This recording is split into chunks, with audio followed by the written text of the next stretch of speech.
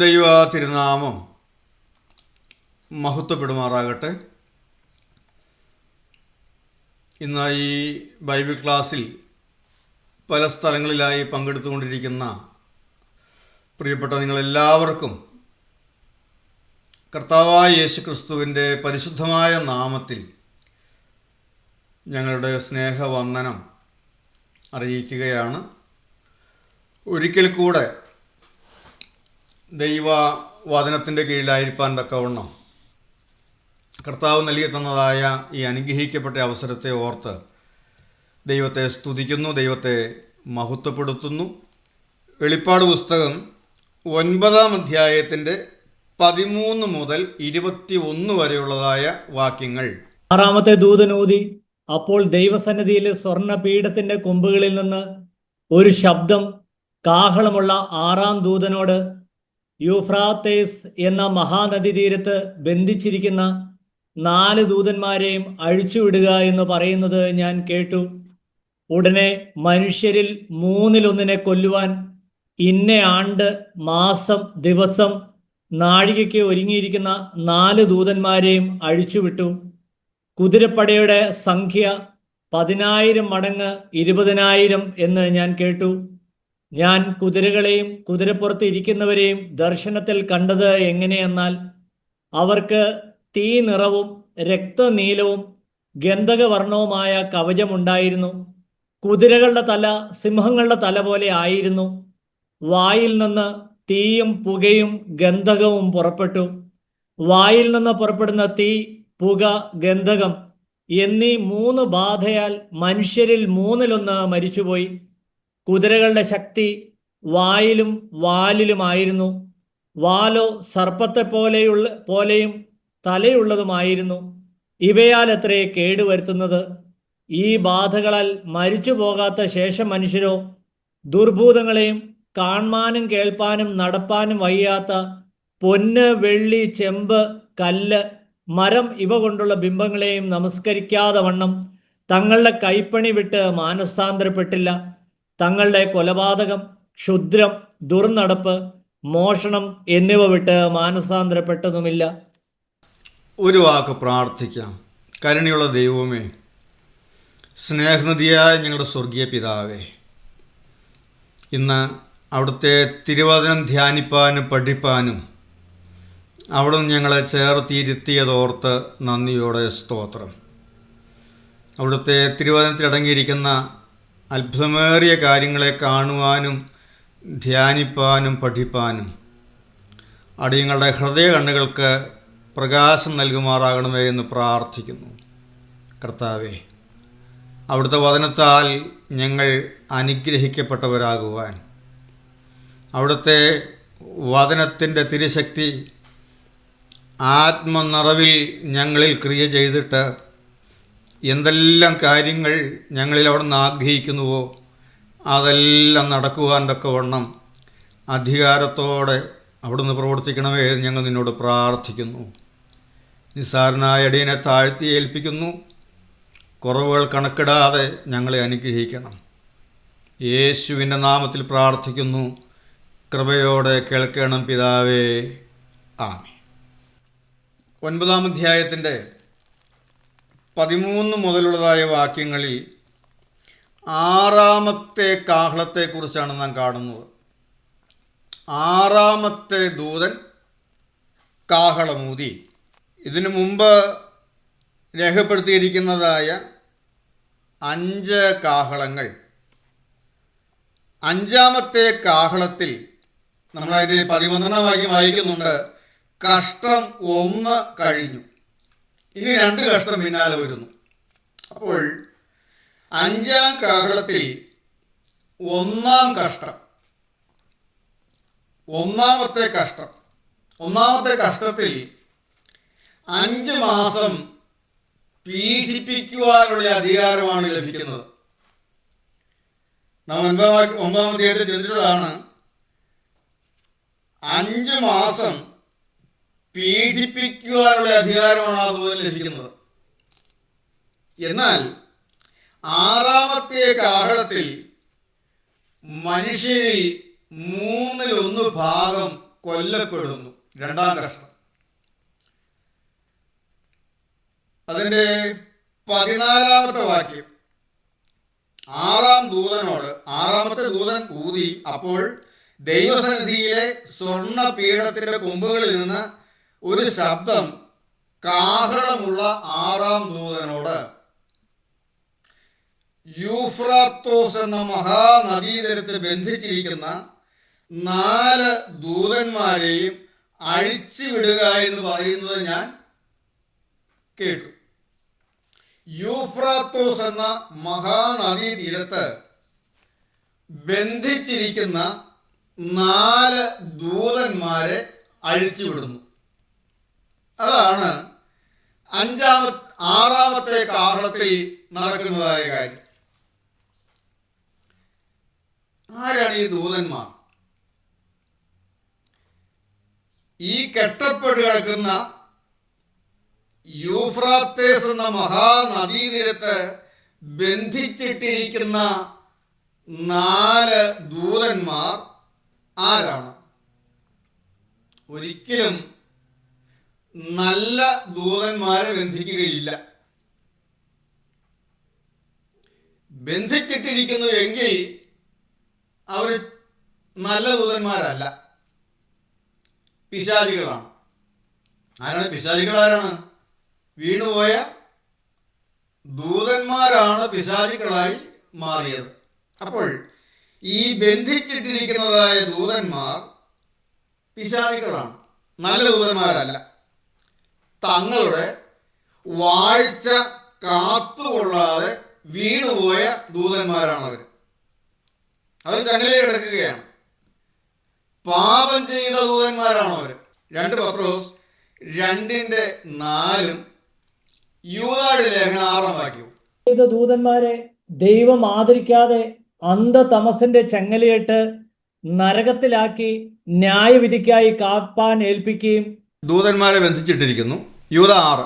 വാഴ്ച കാത്തുകൊള്ളാതെ സ്വന്തം വാസസ്ഥലം വിട്ടുപോയ ദൂതന്മാരെ മഹാദിവസത്തിന്റെ വിധിക്കായി എന്നേക്കുമുള്ള ചങ്ങലയിട്ട് അന്ധകാരത്തിന് കീഴിൽ സൂക്ഷിച്ചിരിക്കുന്നു.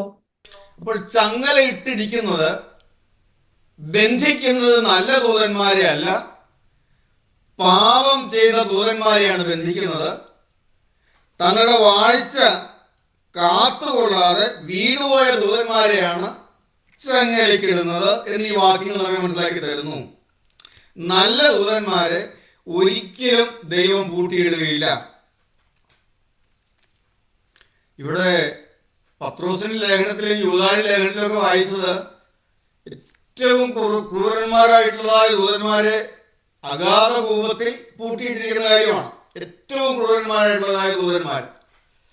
ഞാൻ കഴിഞ്ഞ ദിവസം പറഞ്ഞു, നിങ്ങൾ ഓർക്കുന്നുണ്ടാകും, ദൈവം ദൂതന്മാരെ ഈ ലൂസിഫറുടെയും കൂട്ടരെയും ഈ ഭൂമിയിൽ നിന്ന് മാറ്റി പാർപ്പിച്ചിരിക്കുന്ന കാര്യങ്ങളല്ല. ഒരു കൂട്ടം മാലാഖമാർ അന്ന് തന്നെ ചങ്ങലയിലാണ്. എന്നാൽ ഒരു കൂട്ടം വീണുപോയ ദൂതന്മാർ അങ്ങോട്ട് ചങ്ങലയിലാണ്. വീണുപോയ ദൂതന്മാർ യഥേഷ്ടം പ്രവർത്തിച്ചുകൊണ്ടിരിക്കുന്ന ഒരു കൂട്ടം. അവരെ ആകാശത്തിന്റെ അധിപതികൾ എന്ന് പറഞ്ഞ് വെച്ചിരിക്കുക. ആ ദൂതന്മാര് ഇന്ന് പ്രവർത്തിച്ചുകൊണ്ടിരിക്കുന്നു. ആ പൈശാചിക, ആ വീണുപോയ ദൂതന്മാര് ഇന്നും പ്രവർത്തിച്ചുകൊണ്ടിരിക്കുന്ന പിശാചുക്കളായി മാറി ഇന്നും പ്രവർത്തിച്ചുകൊണ്ടിരിക്കുന്നു. സ്വതന്ത്രമായി പ്രവർത്തിക്കുവാൻ തക്കവണ്ണം ആകാശത്തിന്റെ അധിപതികളായി വച്ചിരിക്കുന്ന പിശാചുക്കളുണ്ട്. അവര് യഥേഷ്ടം മനുഷ്യരുടെ ഇടയിൽ പ്രവർത്തിച്ച് ദൈവത്തിന്റെ പദ്ധതികളെല്ലാം തകർത്ത് കളയുന്നു.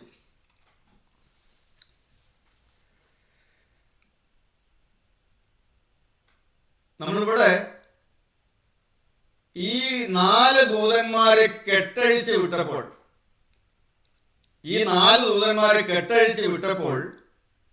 ഒരു വ്യത്യാസം കാണുന്നുണ്ട്. 9-ാം അധ്യായത്തിന്റെ 13 മുതലായ വാക്യങ്ങളിൽ നാം വായിച്ചപ്പോൾ, ഈ കെട്ടഴിച്ചു വിട്ടതായ ദൂതന്മാരുടെ പ്രവർത്തനം നോക്കിയാൽ ഒരു വ്യത്യാസം. എന്താണ് വ്യത്യാസം? അതിന് 20-21 വാക്യങ്ങളിൽ നാം കാണുന്നുണ്ട്. 20-21 വാക്യങ്ങളിൽ ഈ 4 ദൂതന്മാരെ കെട്ടഴിച്ച് വിട്ടപ്പോൾ അതിന് മുൻപുണ്ടായിരുന്നതായ കാര്യങ്ങളിൽ നിന്നെല്ലാം ഒരു വ്യത്യാസം വരുന്നു മനുഷ്യരിൽ. എന്താണത്? ഈ ബാധകളാൽ മരിച്ചു പോകാത്ത ശേഷം മനുഷ്യരോ ദുർഭൂതങ്ങളെയും കാണാനും കേൾപ്പാനും നടപ്പാനും വയ്യാത്ത പൊന്ന്, വെള്ളി, ചെമ്പ്, കല്ല്, മരം ഇവ കൊണ്ടുള്ള ബിംബങ്ങളെയും നമസ്കരിക്കാതെ വണ്ണം തങ്ങളുടെ കൈപ്പണി വിട്ട് മാനസാന്തരപ്പെട്ടില്ല. ഒരു വ്യത്യാസം. കഷ്ടതയും പ്രയാസവും ദുരിതവും മരണവും എല്ലാം വന്നാലും മനുഷ്യൻ മാനസാന്തരപ്പെടുന്നില്ല. ഇല്ലേ? മറ്റൊരു ചെറിയൊരു കഷ്ടതയൊക്കെ വന്നു കഴിയുമ്പോൾ അനുതാപം ഒരു മാനസാന്തരമൊക്കെ മനുഷ്യന് വരും. പക്ഷേ ഇവർ ഭയങ്കര ഭീകരരാണ് ഇവർ. ഇവരെ കെട്ടഴിച്ചു വിട്ട് കഴിഞ്ഞാൽ പിന്നെ മനുഷ്യൻ എന്തു വന്നാലും ഒരു മാനസാന്തരം വരുന്നില്ല. നമ്മൾ ഈ 9-ാം അധ്യായത്തിൻ്റെ ഈ വാക്യം കഴിഞ്ഞ് വീണ്ടും ക്രോധകലശങ്ങളിലേക്കൊക്കെ വരുമ്പോൾ 7 കാഹളങ്ങളും 7 ക്രോധകലശങ്ങളും എല്ലാം ഒരേ സമയത്ത് തന്നെ നടക്കുന്നതായ കാര്യങ്ങളാണ്. അവിടെ ആവർത്തിച്ച് പറയുന്നുണ്ട്, അവർ ദൈവത്തെ ദുഷിച്ചതല്ലാതെ മാനസാന്തരപ്പെട്ടില്ല. കഷ്ടതയൊക്കെ വന്നിട്ടും ദൈവത്തെ ദുഷിച്ചതല്ലാതെ മാനസാന്തരപ്പെട്ടില്ല. ഇനി ഈ 4 ദൂതന്മാരെ യൂഫ്രത്തോസ് എന്ന മഹാനദീ തീരത്ത് എന്നാണ് ബന്ധിച്ചത് എന്നും ആ 4 ദൂതന്മാരെ ബന്ധിക്കുന്നതിന് മുൻപുള്ളതായ മനുഷ്യൻ്റെ അവസ്ഥയും ആ ദൂതന്മാരെ ബന്ധിച്ചതിന് ശേഷമുള്ള മനുഷ്യൻ്റെ അവസ്ഥയും നാം ഒന്ന് തിരിച്ച് പഠിക്കുമ്പോൾ ഈ വ്യത്യാസം നമുക്ക് കാണാനായിട്ട് സാധിക്കും.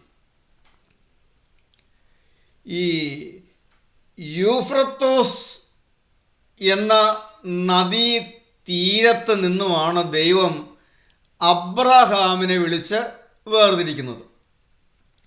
നിങ്ങളുടെ ബൈബിളിൻ്റെ ഏറ്റവും പുറകിൽ, നിങ്ങൾ ഉപയോഗിക്കുന്ന ബൈബിളിൻ്റെ ഏറ്റവും പുറകിൽ അബ്രഹാം യാത്ര ചെയ്ത സ്ഥലങ്ങളുടെ ഒരു മാപ്പുണ്ട്.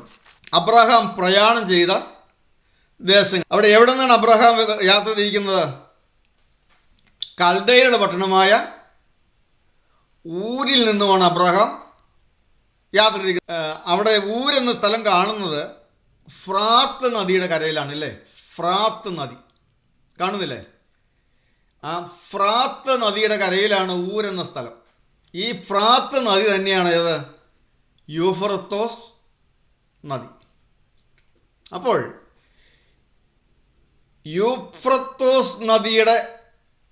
യൂഫ്രത്തോസ് എന്ന മഹാനദിയുടെ കരയിൽ കൽദയരുടെ പട്ടണമായ ഊരിൽ നിന്നുമാണ് ദൈവം അബ്രഹാമിനെ വിളിച്ച് വേർതിരിക്കുന്നത്. ദൈവം അബ്രഹാമിനെ വിളിച്ച് വേർതിരിക്കുന്നത് ഒരു വലിയ പദ്ധതിക്ക് വേണ്ടിയിട്ടാണ്. ദൈവം അവിടെ നിന്നും, നമ്മൾ ഓർക്കണം, ഈ ദൈവത്തിൻ്റെ പദ്ധതികൾ, ഇന്നത്തെ ഇറാൻ, ഇറാഖ് ആ പ്രദേശമാണ് വരുന്നത്. അവിടെ ഈ കൽദയപട്ടണമായ ഊരെന്നൊക്കെ പറയുന്നത് ഇന്നലത്തെ ഇറാൻ, ഇറാഖ്. അവിടെ നിന്നാണ് യൂഫ്രട്ടോസ്, ടൈഗ്രിസ് നദികളൊക്കെ പുറപ്പെടുന്നത്. ഫ്രാത്ത് നദി ഊരെന്ന സ്ഥലം, ആ കാണുന്ന ഫ്രാത്ത് നദിയാണ്. അവിടെ എന്ന സ്ഥലമാണ് ചെറുതായിട്ട്, എന്ന സ്ഥലത്ത് നിന്നാണ് അബ്രഹാം വിളിക്കുന്നത്. അപ്പോൾ ആ എന്ന സ്ഥലം ഫ്രാത്ത് നദിയുടെ കരയാണ്. അതാണ് ഇവിടെ പറയുന്ന യൂഫ്രത്തോസ് എന്ന മഹാനദീ തീരത്ത് ഈ അബ്രഹാമിനെ വിളിച്ച് ഇറക്കുമ്പോൾ ഈ 4 പിശാചുക്കളെ അവിടെ ദൈവം കെട്ടിയിട്ടിട്ടാണ് ഇറക്കുന്നത്. 4 പിശാചുക്കളെ അവിടെ ബന്ധിച്ചു. ഇവിടെ പറയുന്ന ഈ 4 പിശാചുക്കളെ അവിടെ ബന്ധിച്ചു. കാരണം നമ്മൾ നോക്കുമ്പോൾ ദൈവത്തിൻ്റെ പദ്ധതികൾ ഈ ഉൽപ്പത്തി പുസ്തകം മുതൽ നാം പഠിക്കുമ്പോൾ ഈ 4 ദൂതന്മാരെന്ന് പ്രവർത്തിക്കുന്നുണ്ട്. ഈ ദൂതന്മാരെ അന്ന് അബ്രഹാമിനെ വിളിച്ച് വേർതിരിക്കുന്നതിന് മുൻപുള്ള കാലം നാം പഠിക്കുമ്പോൾ ഉൽപ്പത്തി മുതൽ തെറ്റ് ചെയ്ത മനുഷ്യനോട് ദൈവം നേരിട്ട് ഇടപെട്ടിട്ട് പോലും ഒരനുതാപമോ മാനസാന്തരമോ വന്നതായി നാം കാണുന്നില്ല. ഏദൻ തോട്ടത്തിലെ മനുഷ്യൻ തെറ്റ് ചെയ്തു. ഏദൻ തോട്ടത്തിൽ തെറ്റ് ചെയ്ത മനുഷ്യനോട് ദൈവം നേരിട്ടിടപെട്ടു. പക്ഷേ ആദാമിൽ നിന്നോ ഹവ്വായിൽ നിന്നോ ഒരു അനുതാപത്തിൻ്റെയോ പശ്ചാത്താപത്തിൻ്റെയോ മാനസാന്തരത്തിൻ്റെയോ വാക്ക് നാം കാണുന്നുണ്ടോ? നാം കാണുന്നില്ല. ഒരു അനുതാപമോ മാനസാന്തരമോ ഉൽപ്പത്തി 3-ാം അധ്യായത്തിൽ നാം കാണുന്നില്ല. അതുപോലെ തന്നെ പിന്നെയും മുന്നോട്ട് നാം പോരുമ്പോൾ ബൈബിളിൽ കാണുന്ന ആദ്യത്തെ യാഗം, ആദ്യത്തെ ആരാധന, മനുഷ്യൻ ദൈവസന്നിധിയിൽ അർപ്പിക്കുന്ന ആദ്യത്തെ വഴിപാട്, യാഗം, ആരാധന, ആദ്യത്തെ ആരാധനയിൽ തന്നെ കൊലപാതകം നടക്കുന്നു. കായീൻ തൻ്റെ സഹോദരനായ ഹാബേലിനെ അടിച്ച് കൊന്നു. എന്നാൽ നിന്റെ സഹോദരൻ എവിടെ എന്ന് ചോദിച്ചുകൊണ്ട് ദൈവം വന്നപ്പോഴും കയീന് ഒരനുതാപമോ മാനസാന്തരമോ വന്നതായി നാം കാണുന്നില്ല. ഉൽപ്പത്തി 4-ാം അധ്യായം വായിക്കുമ്പോൾ ഒന്ന് ശ്രദ്ധയോടെ വായിച്ചു നോക്കണം. ഞാനൊന്ന് വായിച്ചു, ഞാൻ ഈ ഭാഗങ്ങളെല്ലാം ഒന്ന് വായിച്ചു. അവിടെ ദൈവത്തോടൊക്കെ സംസാരിക്കുന്നുണ്ട്, നീ ക്ഷമിക്കാൻ പറ്റാത്ത എൻ്റെ തെറ്റെന്നൊക്കെ പറയുന്നുണ്ടെങ്കിലും അനുതാപവും ഇല്ല. തെറ്റ് ചെയ്യുന്നൊക്കെ അറിയാം, പക്ഷേ അനുതാപമോ മാനസാന്തരമോ ഉണ്ടാകുന്നില്ല. അനുതാപത്തിൻ്റെയോ മാനസാന്തരത്തിൻ്റെയോ ഒരു വാക്ക് കേൾക്കാനില്ല. ആ കാലങ്ങളിലൊക്കെ ദൈവത്തിൻ്റെ ഇടപെടലുകളും ചെയ്തുപോയ തെറ്റിനെക്കുറിച്ചുള്ളതായ ഓർമ്മപ്പെടുത്തലുകളുമെല്ലാം മനുഷ്യനെ മുറിപ്പെടുത്തുന്നുണ്ട്. പക്ഷേ മുറിപ്പെടുത്തുമ്പോഴെല്ലാം പ്രതികാരത്തിനുള്ള വെല്ലുവിളികളാണ് മനുഷ്യനിൽ നിന്ന് ഉയർന്നിട്ടുള്ളത്. അനുതാപമോ മാനസാന്തരവുമല്ല, പ്രതികാരത്തിനുള്ള വെല്ലുവിളികളാണ് മനുഷ്യനിൽ നിന്ന് ഉയർന്നിട്ടുള്ളത്. അതാണ് ഇവിടെ കാണുന്നത്. ദൈവത്തെ ദുഷിച്ചതല്ലാതെ മാനസാന്തരപ്പെടുന്നില്ല. വെളിപ്പാട് 16:8-9. 4-മത്തവൻ തന്റെ കലശം സൂര്യനിൽ ഒഴിച്ചു. അപ്പോൾ തീ കൊണ്ട് മനുഷ്യരെ ചുടുവാൻ തക്കവണ്ണം അതിന് അധികാരം ലഭിച്ചു. മനുഷ്യർ അത്യുഷ്ണത്താൽ വെന്തുപോയി. ഈ ബാധകളുടെ മേൽ അധികാരമുള്ള ദൈവത്തിന്റെ നാമത്തെ ദുഷിച്ചതല്ലാതെ അവന് മഹത്വം കൊടുപ്പാൻ തക്കവണ്ണം മാനസാന്തരപ്പെട്ടില്ല. 10-11 വാക്യങ്ങൾ. 16:10-11 വാക്യങ്ങൾ. അഞ്ചാമത്തവൻ തന്റെ കലശം മൃഗത്തിന്റെ സിംഹാസനത്തിന്മേൽ ഒഴിച്ചു. അപ്പോൾ അതിന്റെ രാജ്യം ഇരുണ്ടുപോയി. അവർ കഷ്ടത നിമിത്തം നാവ് കടിച്ചും കൊണ്ട് കഷ്ടങ്ങളും വ്രണങ്ങളും ഹേതുവാൽ സ്വർഗത്തിലെ ദൈവത്തെ ദുഷിച്ചതല്ലാതെ തങ്ങളുടെ പ്രവൃത്തികളെ വിട്ട് മാനസാന്തരപ്പെട്ടില്ല. 16:21 വാക്യം. താലന്തോളം ഘനമുള്ള കല്ലായി വലിയ കന്മഴ ആകാശത്ത് നിന്ന് മനുഷ്യരുടെ മേൽ പെയ്തു. കന്മഴയുടെ ബാധ ഏറ്റവും വലുതാകൊണ്ട് മനുഷ്യർ ആ ബാധ നിമിത്തം ദൈവത്തെ ദുഷിച്ചു. ബാധകൾ വരുമ്പോൾ മനുഷ്യർ ദൈവത്തെ ദുഷിക്കുന്നു. കഷ്ടത മൂലം നാക്ക് കടിക്കുന്നു. സഹിക്കാൻ പറ്റാത്ത പോലെ വന്നപ്പോഴും മനുഷ്യൻ ദൈവത്തെ ദുഷിക്കുന്നു. മാനസാന്തരപ്പെടുന്നില്ല, പാവബോധം വരുന്നില്ല, അനുതാപം വരുന്നില്ല, തെറ്റ് തിരുത്താൻ കഴിയുന്നില്ല. ഈ 4 ദൂതന്മാരെ അഴിച്ചുവിട്ട് അവർ പ്രവർത്തിക്കാൻ തുടങ്ങിയപ്പോൾ യൂഫ്രത്തോസ് എന്ന നദിയുടെ കരയിൽ ഈ 4 ദൂതന്മാരെ ബന്ധിക്കുന്നത് വരെയുള്ളതായ കാലവും മനുഷ്യനിലേക്ക് നോക്കിയാൽ നമുക്ക് ഈ സ്വഭാവം കാണാൻ സാധിക്കും. ഒരു നല്ല ഉദാഹരണമാണ് ലാമേക്ക്. ആദാം മുതൽ 7-ാമനായ ലാമേക്കിനെ കാണുന്നുണ്ട്. ലാമേക്ക് ഒരു നല്ല ഉദാഹരണമാണ്. ലാമേക്ക് നാം പഠിക്കുമ്പോൾ ലാമേക്ക് ആദാം മുതൽ 7-ാമനാണ്. ആര്? ലാമേക്ക്. 4-ാം അധ്യായം പഠിക്കുമ്പോൾ കയീൻ, ആദാം മുതൽ ആദാം തൊട്ട് എണ്ണുമ്പോൾ ആദാമിൻ്റെ മകൻ 2-ാമൻ കയീൻ, 3-ാമൻ കയീൻ്റെ മകൻ ഹാനോക്ക്, 4-ാമൻ ഹാനോക്കിൻ്റെ മകൻ ഈരാദ്, 5-ാമൻ ഈരാദിൻ്റെ മകൻ മെഹൂയേൽ, ആറാമൻ മെഹൂയേലിൻ്റെ മകൻ മെഹൂശയേൽ, ഏഴാമൻ മെഥൂശയേലിൻ്റെ മകൻ ലാമേക്ക്. 4:16 മുതൽ വാക്യം വായിക്കുക കാണാം. ഉൽപ്പത്തി 4:16 മുതൽ. അപ്പോൾ ആദാം മുതൽ ഏഴാമനായ ലാമേക്ക് ഒരു നല്ല ഉദാഹരണമാണ്. ഈ ലാമേക്കിൻ്റെ അതേ തലമുറയിൽ ജീവിച്ചിരുന്ന് ദൈവത്തോടു കൂടെ നടന്നവനാണ് ഹാനോക്ക്. 5-ാം അധ്യായത്തിൽ ശേത്തിൻ്റെ വംശാവലിയിൽ ആദാം മുതൽ ഏഴാമനായി ജനിച്ചവനാണ് ആര്?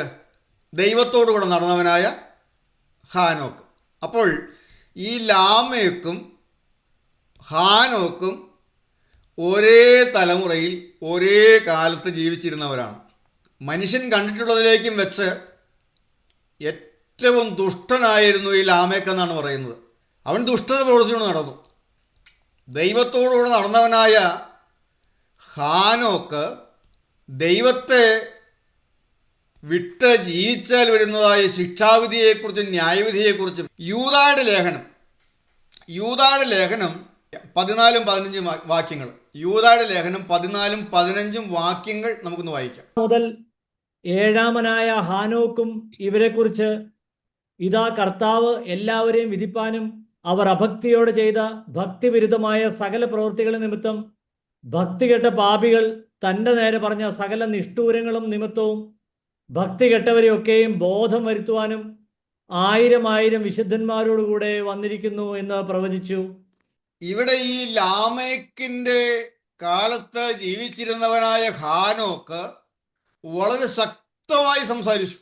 ദൈവം മനുഷ്യനെ വിധിക്കുമെന്ന്, ശിക്ഷ വിധിക്കുമെന്ന്, മനുഷ്യൻ ചെയ്യുന്ന പാപത്തിനെല്ലാം ശിക്ഷാവിധി ഉണ്ടാകുമെന്ന്, അഭക്തിയോടെ ദൈവത്തെ വിട്ട്, ദൈവഭക്തി വിട്ട്, ദൈവവഴി വിട്ട് അഭക്തിയോടെ മനുഷ്യൻ ചെയ്യുന്ന ഭക്തികെട്ട സകല പ്രവൃത്തികളും നിമിത്തം ഭക്തികെട്ട പാപികൾ ദൈവത്തിൻ്റെ നേരെ പറയുന്നതായ സകല നിഷ്ഠൂരങ്ങളും നിമിത്തവും ഭക്തികെട്ടവരെയൊക്കെയും ബോധം വരുത്തുവാനുമായി ദൈവം വരുമെന്ന് വളരെ ശക്തമായിട്ട് ആര് പ്രസംഗിച്ചു?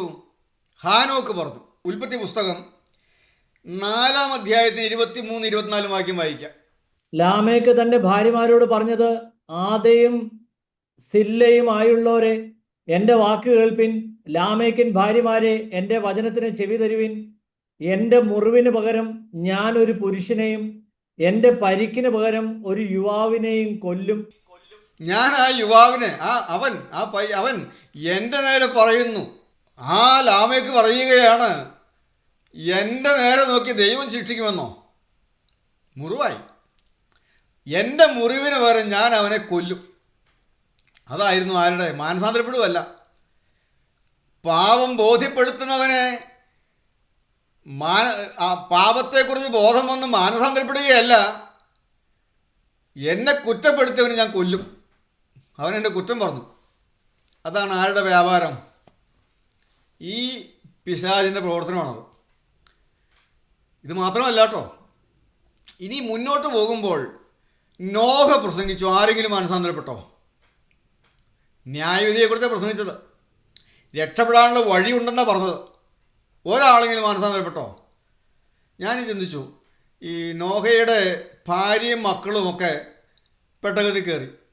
ഈ ദൂതന്മാർ ഈ അശുദ്ധാത്മാക്കളെ കിട്ടുന്നതിന് മുമ്പ് ഈ പിശാചിനെ ബന്ധിക്കുന്നത് വരെ മനുഷ്യൻ്റെ അവസ്ഥ അതായിരുന്നു.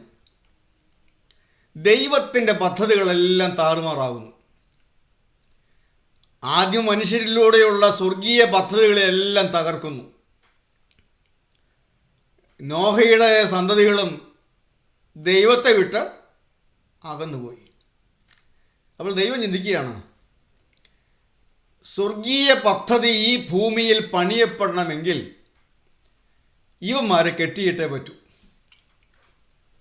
ഇവന്മാരെ കെട്ടിയിട്ടിട്ടല്ലാതെ സാധ്യമല്ല എന്ന് ദൈവം കണ്ടു. അങ്ങനെ ബാബേൽ ഗോപുരമൊക്കെ ഉണ്ട്. ഭാഷകൾ ബാബേൽ ഗോപുരത്തിൽ കലങ്ങിയപ്പോഴും അവരും കലങ്ങിപ്പോയുള്ളൂ, ഇല്ലേ? കലങ്ങിപ്പോയുള്ളൂ. ഭാഷ കലക്കിക്കളഞ്ഞപ്പോഴും തമ്മിൽ തെല്ലിയങ്ങ് പോയുള്ളൂ. അവരുടെ ഇടയിൽ നിന്ന് അബ്രഹാമിനെ വിളിച്ച് വേർതിരിച്ച് ദൈവത്തിനായി ഒരു ജനത്തെ വേർതിരിക്കുവാൻ ദൈവം പദ്ധതിയിടുമ്പോൾ അബ്രഹാമിനെ വിളിച്ച യൂഫ്രത്തോസ് എന്ന മഹാനദിയുടെ കരയിൽ ഈ ക്രൂരന്മാരായ പിശാചുക്കളെ കെട്ടിയിട്ടതിന് ശേഷമാണ് ദൈവം തൻ്റെ പദ്ധതിയുമായി മുന്നോട്ട് പോകുന്നത്. അതിന് ശേഷമുള്ള മനുഷ്യൻ്റെ കാര്യങ്ങൾ നോക്കുമ്പോൾ ഈ ദൂതന്മാരെ ബന്ധിച്ചതിന് ശേഷം അബ്രഹാമിന് ശേഷമുള്ള കാലം നാം പഠിക്കുമ്പോൾ മനുഷ്യൻ തെറ്റ് ചെയ്യുന്നുണ്ട്. എന്നാൽ തെറ്റ് ചെയ്തവർക്ക് അനുതാപവും മാനസാന്തരവും വരുന്നുണ്ട്. ഏശാവ് വരെ എന്ത് ചെയ്തു? അപ്പാ എന്നെ അനുഗ്രഹിക്കപ്പ, തെറ്റ് പറ്റിപ്പോയപ്പ, ക്ഷമിക്കപ്പ, എനിക്കൂടെ താട്ടെ, ഇല്ലേ? അത് ഉൽപ്പത്തി പുസ്തകം 27:32 കാണുന്നുണ്ട്. എബ്രായ ലേഖന കർത്താവ് എടുത്ത് പറയുന്നുണ്ട്. എബ്രായ ലേഖന കർത്താവ് എബ്രായർ 12:17 വായിക്കും. എബ്രായർ 12:17 അവനും കരയുന്നുണ്ട്. ഏശാവ് വരെ കരയുന്നുണ്ട്. എബ്രായർ 12:17, ഉൽപ്പത്തി 27:38. ഏശാവ് പോലും അനുദപിച്ച് കരയുന്നുണ്ട്. ദാവീദ് ഏറ്റവും നികൃഷ്ടമായ പാപം ചെയ്തു എങ്കിലും പ്രവാചക ശബ്ദത്താൽ അനുദപിച്ച് മാനസാന്തരപ്പെട്ടു. ഇനി നാം ഒന്ന് നോക്കണം. ഈ 4 ദൂതന്മാരെ യൂഫ്രത്തോസ് എന്ന മഹാനദിയുടെ കരയിൽ കെട്ടുന്നതിന് മുമ്പുള്ള മനുഷ്യൻ്റെ അവസ്ഥ, അവരെ കെട്ടിയതിന് ശേഷമുള്ള മനുഷ്യൻ്റെ അവസ്ഥ, ഈ തലമുറ കണ്ട ഏറ്റവും വലിയ കഷ്ടതയായിരുന്നല്ലോ കോവിഡ്, അല്ലേ? ദുരന്തം. എത്രയോ കോടിക്കണക്കിന് ആളുകൾ മരിച്ചു. കോവിഡ് മഹാമാരി. ഞാൻ ചോദിക്കട്ടെ, ഈ കോവിഡ് മഹാമാരി വന്നത് എനിക്ക് മാനസാന്തരപ്പെടാൻ കാരണമായി എന്നാണോ,